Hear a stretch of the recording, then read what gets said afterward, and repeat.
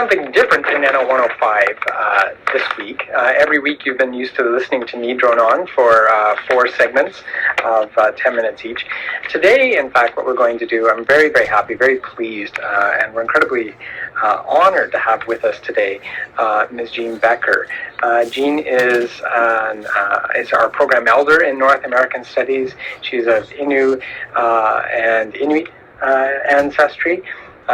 She's been incredibly important in helping us in North American Studies to shape our sense of Indigenous peoples and helping us to integrate more topics and curriculum on Indigenous people. So I'm really happy and honored that Jean's able to join us for a conversation today rather than just me lecturing at you for the next 10 minutes. So she's going to share some of her perspectives and her knowledge on Indigenous peoples, particularly in Canada, but Indigenous peoples generally and Aboriginal Canadians.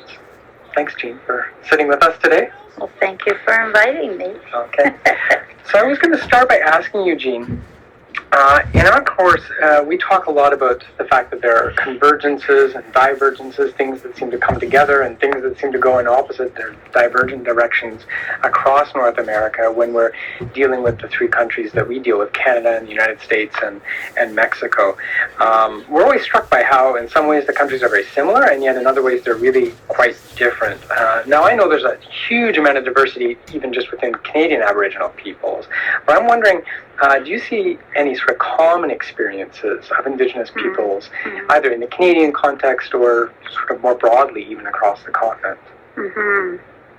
Well, first of all, yes, there is an enormous diversity, from coastal people, woodland people, prairie people. I mean, you can imagine all of these people are extremely different culturally. Languages are completely different, and it is a huge challenge for Indigenous people in Canada because we're generally viewed as one. So we're the native people, and we're supposed to all agree with one another, and we're supposed to speak with one voice. So the diversity is super important. As far as commonalities is concerned, yes, I would say that there are a great many commonalities, even between people as divergent as the Inuit and the Dakota and the plains and the prairies. But we have many common practices and beliefs that are related to who we are as Indigenous people, land-based people, people who,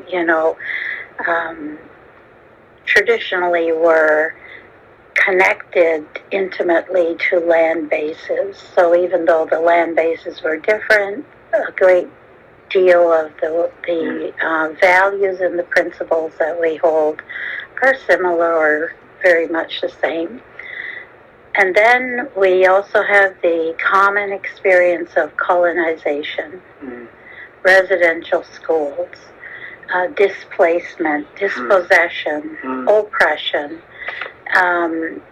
All Indigenous people, I think, I mean, people perhaps had varying degrees of some of that, but I think that worldwide Indigenous people have certainly, and I'm sure, in your studies you've been finding that. So those are some of the common aspects of identity. Yeah.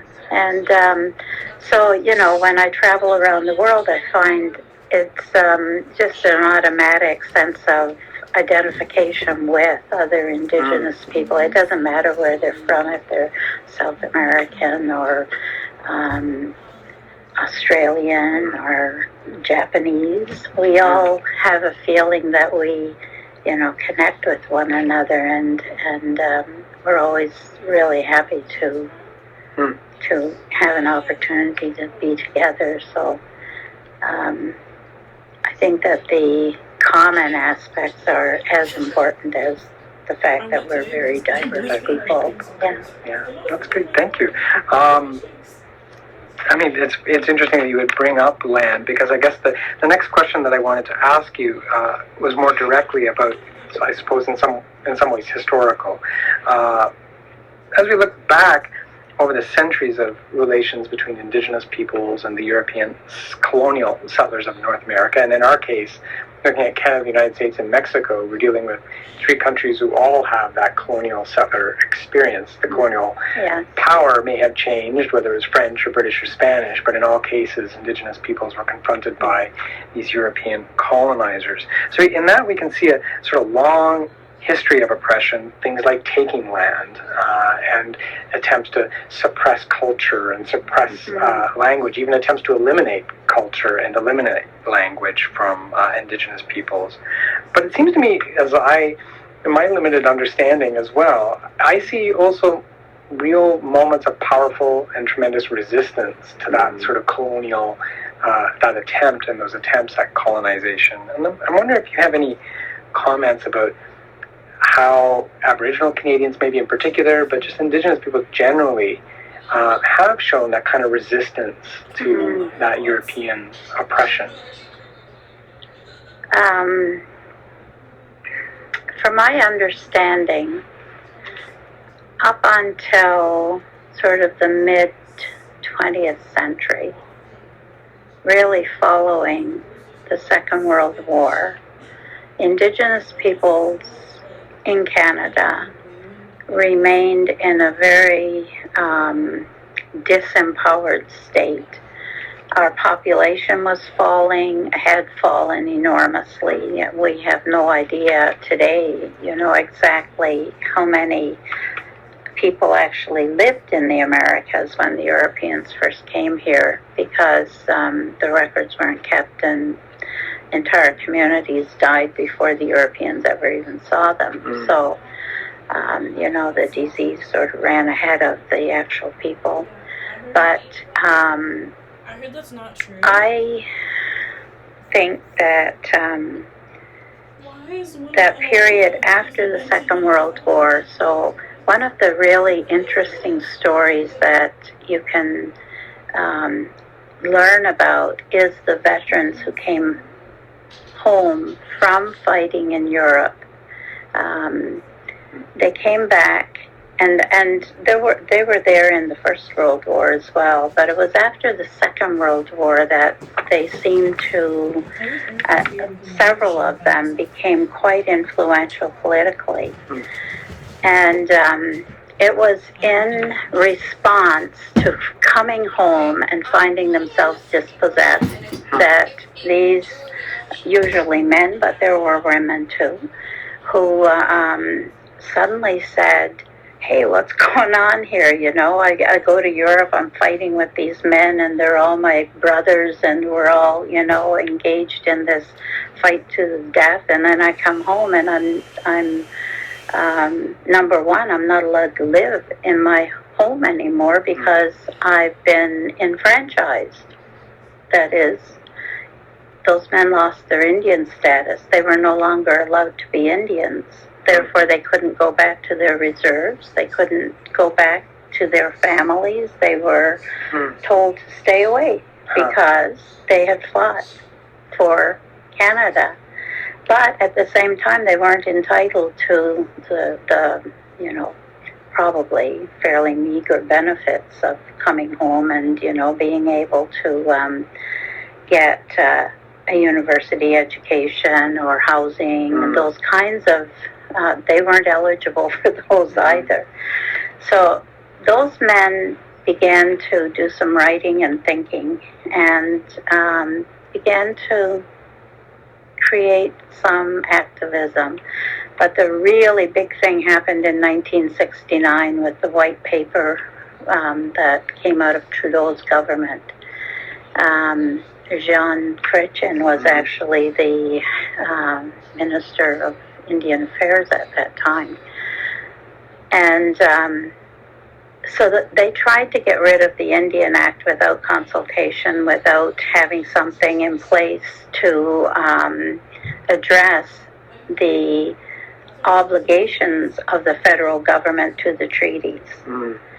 So they were just going to scrap the Indian Act and make all Indians the same as other Canadians. Well, it caused an uproar in the communities, and really that's what kick-started a whole movement, cultural revival, and it's still going on today. And, the Idle No More from 2 years ago was an expression that, it's continuing. It's not gone away, and it's very alive in the communities even today. Yeah. Well, that's a really interesting history to see the direct connection back to Aboriginal veterans who are literally fighting in the name of a nation that at home is not really embracing their identity, and also even making their identities more difficult for them to. Yes, yeah. And the residential schools were in their heyday at that time as well, so they were really making those connections about the extent to which they were dispossessed and disenfranchised was unbelievable to them, and they started to talk about it. So that was sort of the germ of what today is a very vibrant and vital cultural movement. Mm-hmm. And I find when I go out in communities, I'm always amazed at how strong that identity is, and how clear especially the elders are about what happened, and how they'll tell us, and they talk to us all the time, telling us, well, this is what it is, this is what it means, this is what, this is what the treaties are, this is what they said, this is what we said, and this is what's happened. So, the oral tradition is still alive as well. And I think that, and now, we're the fastest growing population in Canada. Over the past decade, little more than a decade, our population growth has been 45% compared to 8% for the mainstream. Wow. So we are, gaining strength of numbers, which is really important, for people seem to think that because we're only 4% of the population, doesn't matter. We don't matter so much. You can really see this if you go down to the U.S. because there, Indigenous issues are even more invisible than in Canada. Right. Yeah. Yeah. Well, good. What do you think are the most? It's probably almost impossible. This is an impossible question, I think, in some ways. But what are the most in your view, the most significant or the most pressing issues that are confronting Aboriginal Canadians today? Well, first of all, land. Land is I think the primary issue of contention between Indigenous and non-Indigenous Canadians. It's the unresolved land issues are coast to coast and north to south. They're all over the country. They remain a serious problem. Like in this region, the issues around the land that we're on here, the Haldimand Tract, they need to be addressed, and they're not being addressed. We're not even anywhere near a proper negotiation about the land issue. And until these issues are resolved, I don't know. Number one, I don't know how Indigenous people will ever recover from our history. The devastation and the complete obliteration of an economic and a governance structure for most of our people. It's so big. I don't know, without massive infusion of resources, I don't know how we will ever be able to address a lot of the current socioeconomic and social disruption that our communities are facing. So, I mean, even today, you know, the barriers to education and employment remain almost as bad as they've always been, and that's even in spite of the fact there are more and more of us coming into, you know, higher education, becoming, in some ways, having a voice in the bigger system. It's still not keeping up. The gap continues to grow. Right. So, those are some of the issues, I think. Yeah. And I guess this leads me to my sort of final or last question, and you've already kind of touched on this in some ways. And how do you see, or how would you like to see, the relationship between Indigenous and non-Indigenous North Americans evolving and developing in the future? I guess, well, really easy, you know, like really, I'd like to see an authentic sharing of land, a sharing of resources, which, you know, from our understanding and from what I've been told by elders, that's what we said we would do when the Europeans came here. We would share. And that's what we thought was happening, you know, when the treaties were signed, for instance. So, you know, just equity and opportunity for Indigenous people and all Canadians, you know, that we all have the same opportunities. And, you know, there's this kind of myth in Canada that we all have the same opportunities, and people don't understand how Indigenous people are disenfranchised and how we still have barriers facing us that other Canadians don't have. They don't know the circumstances of our lives and our history and the impact that history of colonization has had on us. And so I think that, you know, those things need to be addressed. And, you know, we had in 1994, the Royal Commission on Aboriginal Peoples released this massive report that had hundreds of recommendations, one of which was a new structure of governance for Canada. They proposed a fourth house. No, not a fourth, it must be a third house in the government structure. So you would have the House of Commons, the Senate, and an Indigenous House. And we would have representation at the highest level of Canadian governance.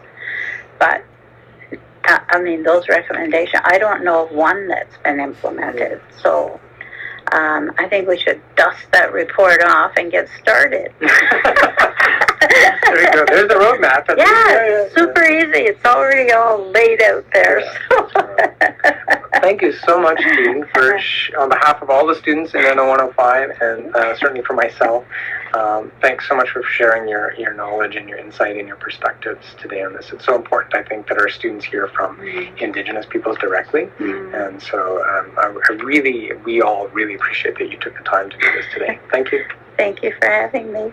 Thanks very much. Thanks. So we will, that's it for this part of the lecture.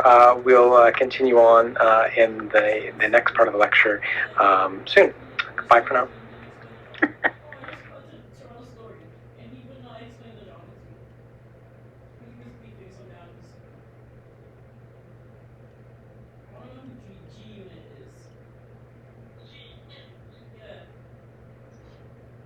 He said, some guy texted him and he posted the text and some guy said, let's collab. And he said, I don't know, I'm going to G unit. Thanks, G unit. And why did he not copy that? Like, I have so many followers. 4 followers in Toronto. Toronto needs to copy them. Goodness. Yes, I said 4-7. You know that's his name screen. I'm trying to get used to saying 4-7 because I kept getting in trouble in the lives for saying Toronto.